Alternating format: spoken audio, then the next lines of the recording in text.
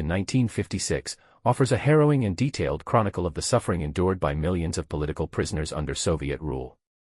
The Soviet secret police typically arrested people at night, using overwhelming force to catch them off guard. Detainees never knew who would arrest them or when it would happen. Once taken, they entered what Solzhenitsyn likens to a massive human sewage system. While the purges of 1937–38 are widely recognized due to Khrushchev's later revelations, earlier mass arrests, such as the disappearance of 15 million peasants in 1929–30 or the vanishing of entire populations and POWs in 1944–46, received far less attention, often leaving behind no documentation. Following arrest, prisoners faced brutal interrogations not to determine guilt, but to mentally and physically break them. Torture was carried out by interrogators known as blue caps, whose methods evoked the cruelty of the Inquisition. After enduring solitary confinement, many prisoners found odd comfort in entering their first shared cell, which they nostalgically referred to as their first love. Here, they forged bonds, exchanged stories, and learned survival tactics.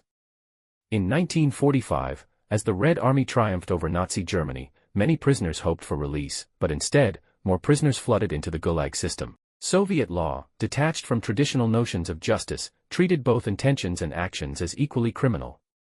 The OSO tribunals eliminated the need for trials, quickly sentencing people, or having them executed.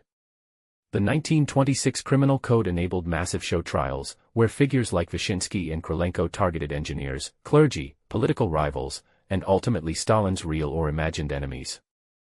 These purges were driven by political convenience, not legal standards.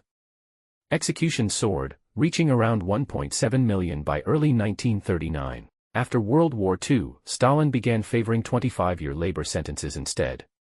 Ironically, the prisons emptied of political inmates in 1917 were soon refilled. Early prisoners, familiar with Tsarist-era incarceration, tried to preserve its relatively humane conditions, but when they failed, those who came after faced the full brutality of the emerging Gulag system.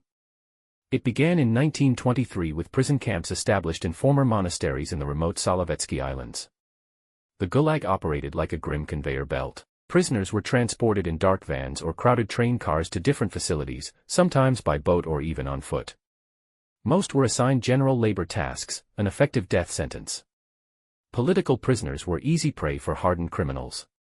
Yet even in this bleak world, inmates found moments of humanity, sharing stories, building solidarity, and eventually, resisting the system's efforts to crush them completely.